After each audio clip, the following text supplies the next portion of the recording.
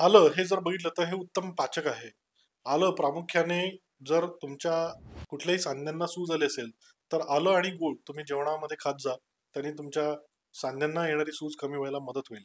जर अजीर्ण, भूक मंदावणे, पोट फुगणे यांसारख्या तक्रारी होत असतील, तर आल्याचा रस, थोडंसं काळे मीठ तुम्ही जेवणामध्ये घ्या. त्याने तुमच्या पोटफुगी आणि अजीर्णासारखा त्रास कमी व्हायला मदत होऊ शकेल. जर तुम्हाला अजिबात भूक लागतच नसेल, तर आवळाचा थोडासा तुकडा आणि गूळ तुम्ही जेवणाबरोबर खाल्लात, तर त्याने देखील तुमची भूक वाढायला मदत होते.